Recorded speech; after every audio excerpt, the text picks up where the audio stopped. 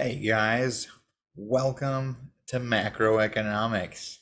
We've officially survived the micro half of the class, and now we're going to pivot. So let's talk about what that means. Microeconomics. We studied looking at individuals, individual people, individual businesses, individual markets, individual products. We can always zoom in and see exactly who we're talking about, right? Microeconomics. You can see the micro level who's involved. Macroeconomics is a totally different animal. Well, not totally. It's all economics, but it's like a mostly different animal. Macroeconomics, we zoom out. So far out that the individuals cannot be seen anymore. We zoom out and we just look at big trends.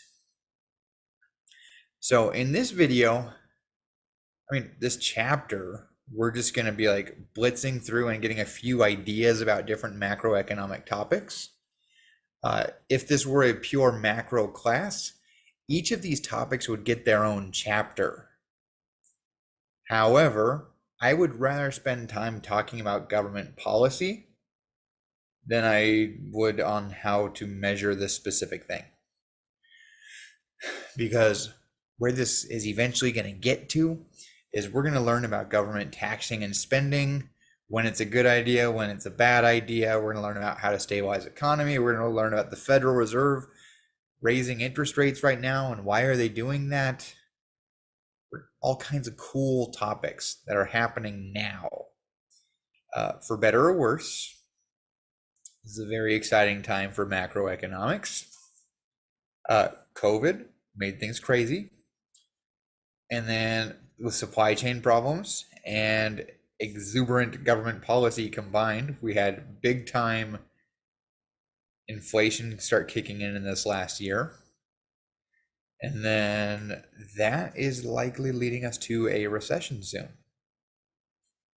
So we're going to unhash all of that and figure out sort of like what, I don't know. We're going to try to use what we learned in this class to explain where that comes from. As always, things will be fairly simplified, but it's going to point at very real things. So, with no further ado, let's blitz some of the topics just the way the chapter will, all right? First things first, let's talk about the business cycle real quick. If you check the news now, people are saying that there's probably a recession coming. One of the reasons they say that is that GDP has fallen for the last 2 quarters.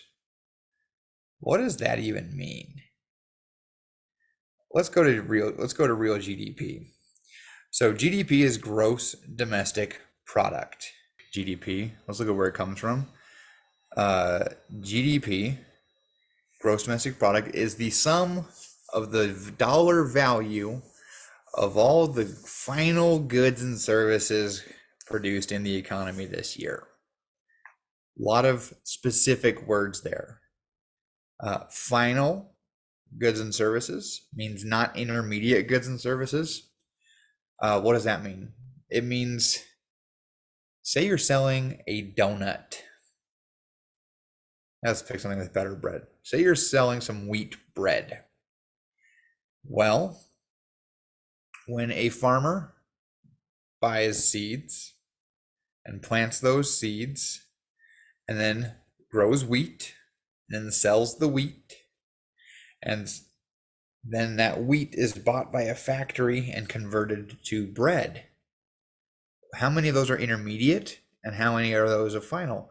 Well, the seed, that was an intermediate good. It was along the way towards what the consumer eventually buys. The wheat, intermediate good. It was a step along the way to what the consumer eventually buys. The wheat itself, the bread that comes out of the factory that a regular person buys, that's the final good. Now, we emphasize final goods so that we don't double count everything. If we counted the seed and then we counted the wheat and then we counted the bread, Well, the wheat and the seeds are already counted in the value of the bread in the end anyway. So if we counted them separately, we'd be like double counting them. I don't know. So whatever. All goods and services produced in the economy in this year. And there's all these categories. There is consumption, which we will later mark as just C. And how much of it is there? Well, in 2021, we had $15.7 trillion of personal consumption in this economy. 5.5 trillion on goods. 2 of those were regulars, 3 of those were durables. 10 trillion on services. Services means all kinds of things. Staying at a hospital is a service. Staying at a hotel is a service. Talking to your accountant is a service. It means all kinds of things. Investment, that is the building of capital. So what I mean by capital, that's like tools and equipment. Remember we talked about that in the cost stuff. So fixed investment, non-residential stuff like structures and equipment, intellectual property products, residential investment, that's building houses. Okay, these categories, $4 trillion of investment last year in our economy. Net exports. Last year, let's see, net exports. That's exports minus imports. Exports are when when we produce something and sell it to someone from a foreign country. We ship our goods out and they send their money into our economy. That's an export. An import is the reverse. We buy someone else's stuff from a different country. We buy their stuff and we send our money out to the rest of the world. Net exports are exports minus imports.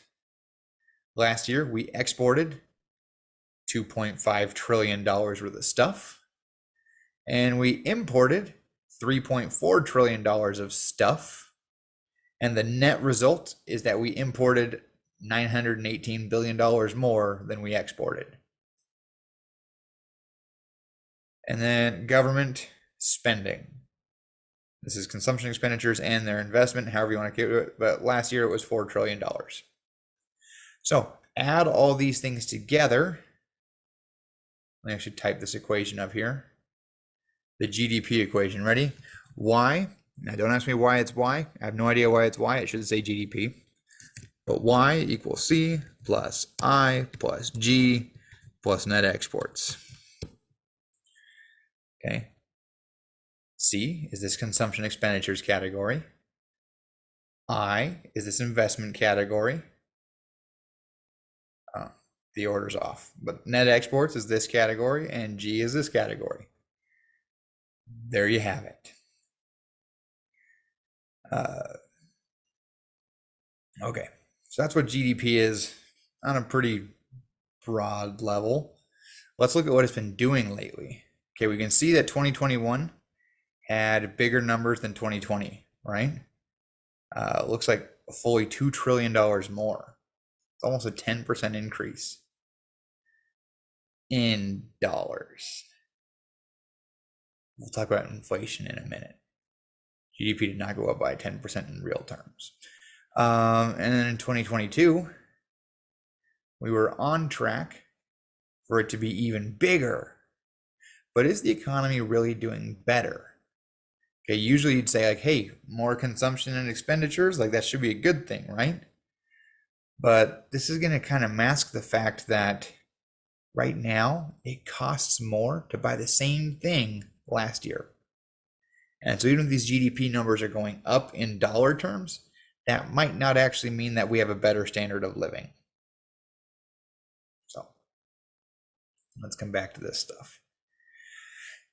If we adjust for price changes, here's what GDP has been doing over time. So this is like 50 years on here. First of all, you'll notice that there is a trend of upwardness of long-term growth. We love that. Macroeconomists love long-term growth. You will notice that there are deviations from the trend, though. Let me just draw like a straight line through this. Not that one. was a really thick line, but whatever. Okay, sometimes we're above the trend and sometimes we're below the trend. Those deviations are called the business cycle, where sometimes current GDP is more than the trend. Those are the good times where we're feeling rich and we're having a great time and where everyone's got jobs and whatever. And then there are times where we're below the trend. Now, I probably didn't draw this trend line too well because that wasn't really like 20 years of death, but whatever. There are times where we're below trend, which are recessionary gaps and times that are less fun and have higher unemployment and more economic pain than good times, then bad times, then good times, then bad times, then good times. And where are we right now? Let me zoom in just a little bit. Let's just look at the last couple of years. All right, let's see. End of 2020, we're here. Going up in 2021, still going up, still going up. And it looks like, I mean, I could be wrong, it could bounce back, but it looks like we may have peaked. And if the business cycle's coming up, it might be just starting to come back down, which is why there's all those news articles about possibility of recession and stuff, because that's 6 months, man. 6 months we've been trending down, and that's not a good sign. By the way, if you are a senior who's about to graduate, it's a tough time to be graduating, my friend. I'm sorry, I don't have great advice for you, but good luck. I hope for all our sakes, but especially yours, that the economy picks up a bit. All right, but it's not all bad news. We are still near the peak of the business cycle. Okay, if we look at unemployment rates, we see that they fluctuate wildly. They go up during bad times. By the way, gray areas on these graphs are the recessions. All these little gray bars are recessions. And you'll notice that each recession is accompanied somewhere nearby with a rise in unemployment. So when GDP falls in the recession, unemployment rises. Why? Well, if you don't make as much stuff, what do businesses do? They lay off workers. And there's a lot of news articles lately about businesses laying off workers. Actually, I've been on LinkedIn a lot lately. And what I've really noticed is lots of recruiter types, they're all getting laid off as we speak. Why? Because as everything starts to slow down, businesses know they're not going to be hiring a lot of people. And so who's the first person you can cut costs by getting rid of? The person who tries to make you hire people. It's a really tough time to be a recruiter. Anyway, let's just look at this last little bit. Unemployment is still super low. All right, how low? Well, if we look at historical data, as far back as we've been tracking it, last time the unemployment rate was 3.5%, was in the late 1960s, right? It's been more than 50 years since the unemployment rate's been this low. So although the economy may be past the peak and may be about to dive, right now it's actually still doing pretty good. Inflation's a problem. Prices are going up, but at least as far as this measure and people like having jobs, by this measure, it's doing pretty good. Now let's talk about this inflation thing. Inflation is a whole different animal. Inflation deals with changing prices.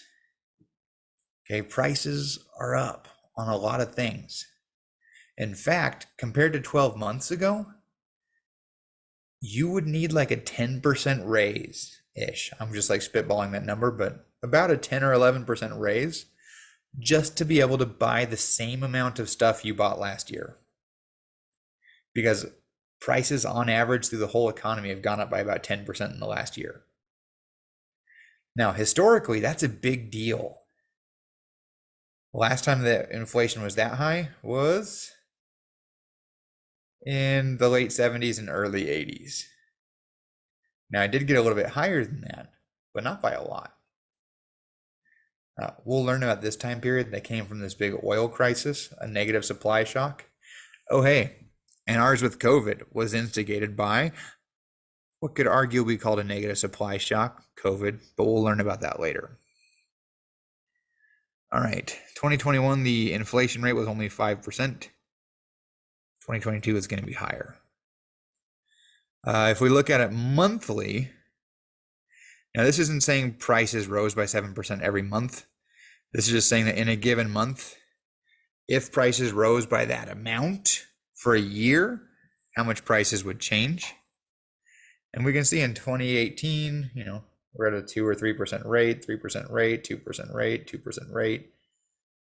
Inflation really slowed down during COVID. And look at that, it dropped near zero at the beginning of all the shutdowns. It went back to normal, 1 and 2%. And then in early 2021, it started to rise. 4%, 5%, 6%, 7, 8, 9. So I guess my 10 was exaggerated, maybe. Whatever. Maybe we've peaked on inflation. The Fed's been fighting it slowly and gradually, but maybe. Time will tell. Time will tell.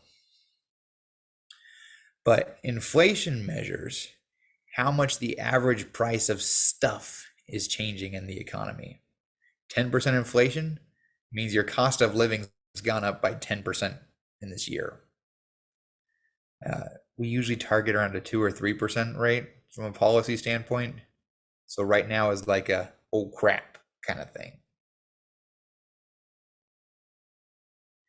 Now, where does inflation come from?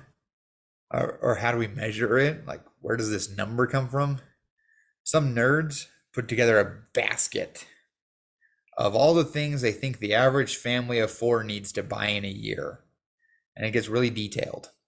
But in general, it allocates a certain amount of money for housing, a certain amount for clothing, a certain amount for alcohol, a certain amount for food and beverages, a certain amount for all kinds of stuff. Healthcare, transportation, communications, education, all kinds of, okay, you got it. And they make this basket and say, this is what it costs for a family of 4 to be alive in an urban place. And then they're going to measure the cost of this basket every year. And if the basket costs 10% more this year than last year, we call that 10% inflation. Now, the basket's not perfect. It doesn't match everybody equally. For instance, for an old person, there's probably less housing and more healthcare in their basket. Stuff like that. But this is a very common measure, and it gives us some general ideas. Now, let's see, we talked about GDP, and I talked about how GDP has gone up a lot. Well, one thing we consider is real versus nominal GDP. Nominal GDP is just the current dollar value with no attention paid to inflation. Real GDP, we're not going to do the calculations ourselves, but for real GDP, we have accounted for the inflation and we've baked it in. If you imagine like taking total revenue, which is price times quantity, nominal GDP is like the P times Q. It's all the dollars moving. Real GDP, it's like we've like divided the P out and just left the Q. Although it's measured in dollars, it's just representing the quantity of stuff the economy is making after sucking out the price effect. So real GDP is a very common way to look at GDP data over long periods of time. And real GDP per capita, which is per person, is for cross-country comparisons. We'll deal with that later. Okay. So we're doing a lot, guys. I'm sorry. This one's a longer mini lecture, but I just think this stuff's interesting, and I want to get you pivoting to a whole new framework. Okay. I'm not talking about any specific market. I'm talking about stuff that goes through the whole dang economy. And I've told you a few of the things that economists are really interested in. We've talked about GDP. We've talked about growth. We've talked about unemployment. We've talked about inflation. These are like the big things macroeconomists care about. GDP measures the overall well-being. It's a proxy for standard of living. If people are richer, that usually leads to good things. Higher GDP per person, per capita, usually comes along with better education, better healthcare, stuff like that. Not healthcare, better health. That's useful. Inflation, they usually try to keep it fairly low. Unemployment, they also usually try to keep it fairly low. Well, that's difficult because those often contradict each other. Anyway, let me briefly explain to you why I have this weird picture behind me for the macro econ lecture. Let's talk about what happens when inflation goes bad. Now, what I'm about to show you cannot happen by accident. It happens when you make stupid policy decisions. And I want to talk about when inflation gets really bad, and we call it hyperinflation. Actually, hang on. So, a little bit of history here. After World War I, everyone was mad at Germany because they started a war and killed lots of people. And the Europeans all wanted Germany to pay for reparations to rebuild Europe. And there was an economist, John Maynard Keynes, who actually, you can blame him for this whole macroeconomics unit, because a lot of the stuff I'm going to be teaching you is based on his work. It's Keynesian economics is where we'll be going with all this. Sort of the father of modern macroeconomics, I guess you could say. But at the time, okay, he lived during World War I and II-ish.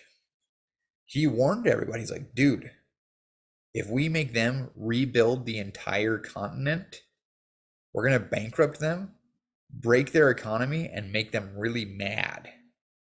And they're going to turn to some extremist leader. But no one listened to Keynes, and they made Germany pay for everything. And here's what happened to Germany. They couldn't pay the bills. There wasn't enough money to rebuild a continent. So they started printing money. And what happens when you print a bunch of money with nothing to back it up? The money loses value. You can picture it like a supply and demand problem. If the supply increases, what happens to the price? The value of it? It decreases. So in the case of Germany, money started to lose value.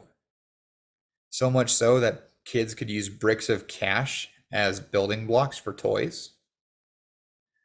Or people are just stacking it, and you need all that to actually count out a meaningful amount of money. These kids are cutting it up and doing crafts with their cash. These kids made a kite. Where's my favorite lady? This is my favorite lady. She's burning it in her stove to warm up her food because it's worth more as fire starter than it is as cash. Okay, it broke their money system. Them printing it all caused hyperinflation. Okay, we were complaining about our inflation rate of being like 8%, 9% in a year. Well, here's the value of one gold mark in paper marks. So gold versus these paper monies. And here you are right after World War I, where it was like 1-to-1. Fast forward 5 years, and a gold mark could buy 1 trillion paper marks. That's crazy. Like, that's crazy. And the funny thing is, although this is a good example of hyperinflation, it's not the best one. The newest one is more recent. See, the German one, they topped out at like 12 or 50,000% or something like that for an inflation rate. In Venezuela, theirs went up to over 1,000,000%. Again, it was the government just printing too much money, printing with reckless abandon. And so that brought me to this. This is the Venezuela 21st century version of kids building kites with German marks. These art in the back of my picture are cash that has lost all meaningful value. And so it's good for nothing except for maybe to make art with and hopefully sell that for bigger cash. So that's kind of interesting. Anyway, let's see, what else do I want to talk about today? Actually, I think that's pretty much it. So what happens next? Next, we are going to build a model of the business cycle. Okay, we're going to skip anything about growth. I'm sorry, but there's a limited amount of time this semester. We're going to go to the business cycle, which is going to take us through the good times and the bad times and how it cycles around. It's going to help us learn about unemployment and inflation. And then we're going to start talking about how government policy relates to it. We'll talk about government taxing and spending. We'll talk about money and banks, and we'll talk about the Federal Reserve. And that's the roadmap for the rest of the semester. I hope this was kind of interesting. The macro econ unit is totally different from micro. It's pretty fascinating, and I hope you enjoy it. Peace out, guys.